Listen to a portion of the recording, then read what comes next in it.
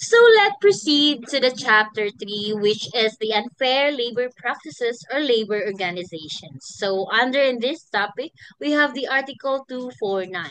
And for the letter A, we have the to restrain or coerce employees in the exercise of the right to self-organization, wherein a union cannot force or pressure employees in their decision to join or not join in union. However, the union can set its own rules for who can be a member and how they can stay a member. Next, the letter B.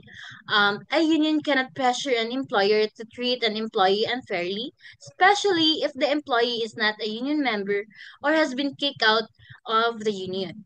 This means a union can get someone fired or denied a job just because they're not a member. And for the letter C, to violate the duty to refuse to bargain collectively with the employer provided it's the representative of the employees. It also means that if a union is the official representative of the employees, it has a legal duty to negotiate in good faith with the employer to create a collective bargaining agreement. Refusing to do so is an unfair labor practice. So let's proceed to the letter D. Okay, let's wait first. Okay. So for the letter D, we have the a union cannot demand or accept money from an employer for work that has not been done or will not be done. This includes demanding of fee just for negotiating. So for the letter E, to ask for accept negotiation or attorney's fee from employers as part of the settlement. So, um, a union and its representative cannot ask for or accept negotiation or attorney's fees from an employer as part of a collective bargaining agreement or dispute settlement. This is to prevent this is to prevent a conflict of interest. Next, we have letter F.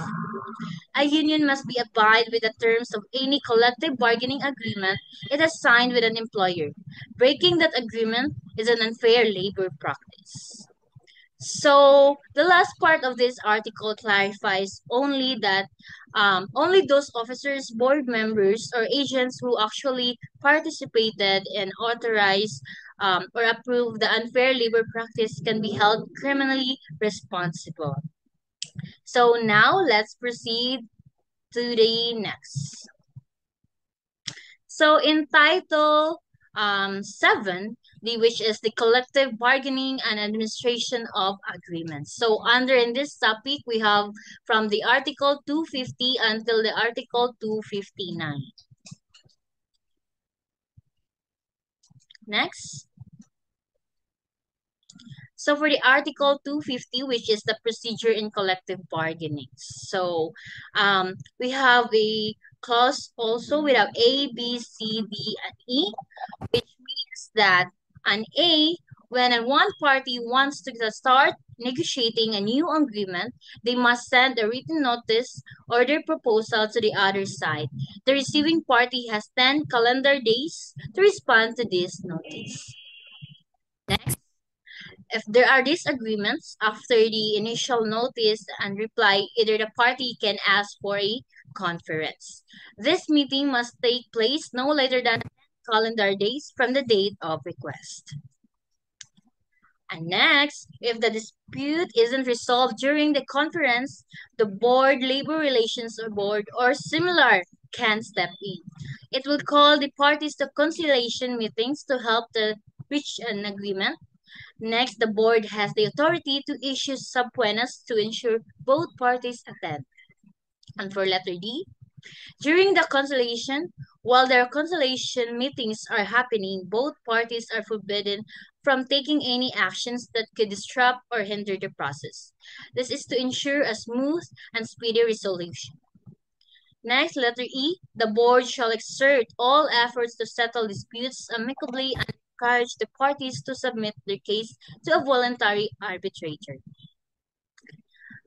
And for the Article 251, duty to bargain collectively in the absence of collective bargaining agreements. So, in this article, it establishes a fundamental obligation both the employer and the employee's representatives to bargain collectively, especially when there is no current agreement in place. So it ensures that the process of negotiation is a legal duty, not just an option.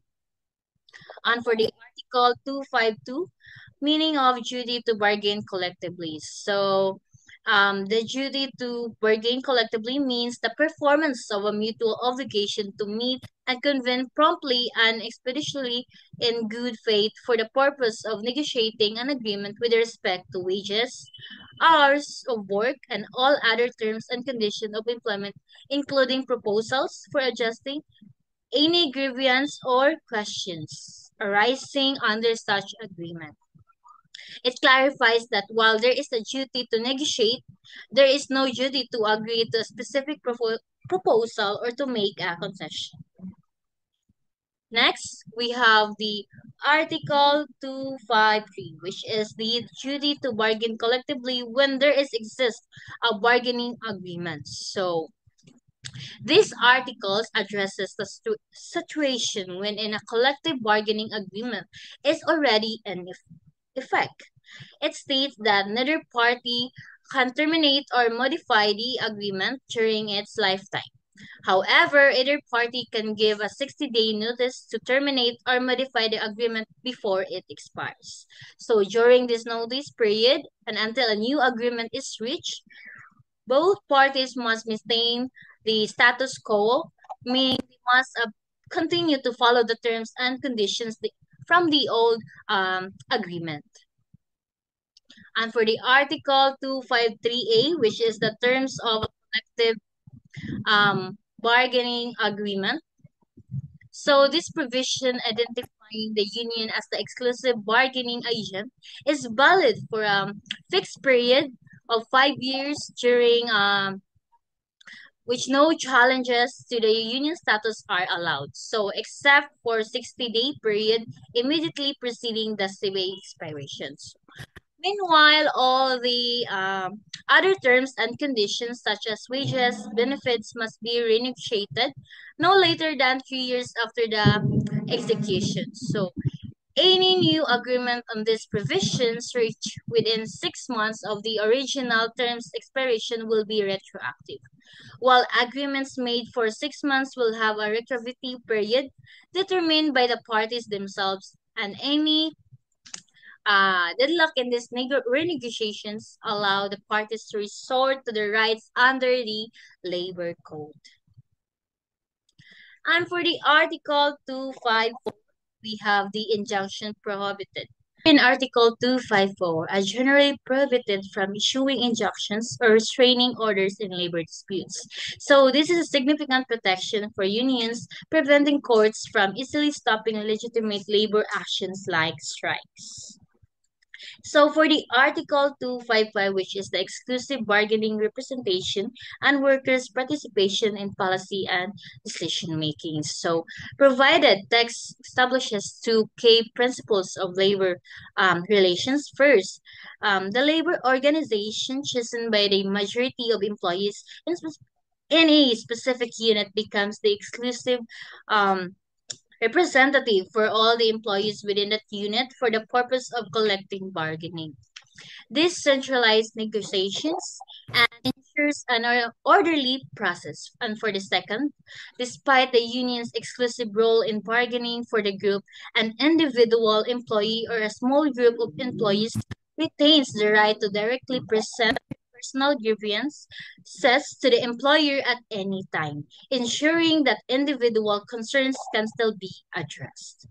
And for the Article 256, we have the under this article, in a workplace that already has a certified union, a petition to challenge its status can only be filed by another legitimate labor organization during a specific 60-day freedom period before the collective bargaining agreement expires. To trigger an election, the petition must be supported by the written consent to at least 25% of the employees in the bargaining unit. So, in So to have a valid election, at least a majority of all eligible voters in the unit must have cast their votes. So next we have the Article 257. In a workplace with no existing union, a certification election is automatically ordered by the arbiter as soon as the legitimate labor organization filed as petition. So Article 257, it also called as petitions in unorganized establishment. This provides a clear and direct path for employees and unorganized companies to unionize. Also, in cases where a petition was filed by a national union or a federation, it shall not be required to disclose the names of the local chapter's officers and also for the members. And for the Article 258, when an employer may file petition.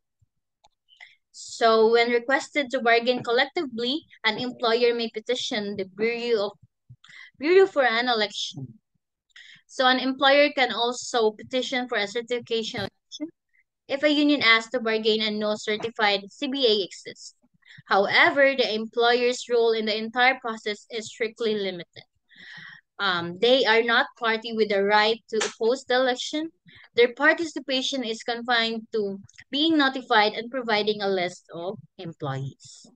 And for the Article 258A, wherein it is an employer as bystander. So the employer's participation in such proceedings shall be limited to first, being notified or informed of petitions such as of such nature, and second, submitting the list of employees during the pre-election conference should be the Med Arbiter Act favorably um, for the part with the right position with the petition regardless who filed it or favorably on the petition. So next we have the Article 259, which is the appeal from certification election officer. So any party of the election can appeal the results or the Med Arbiter's order to the Secretary of Labor and Employment. The only valid reason for an appeal is a violation of the established election rules, and the appeal must be decided within 15 calendar days. So I guess that will be all for my part, and let's proceed to the floor to Ms. Kabuk.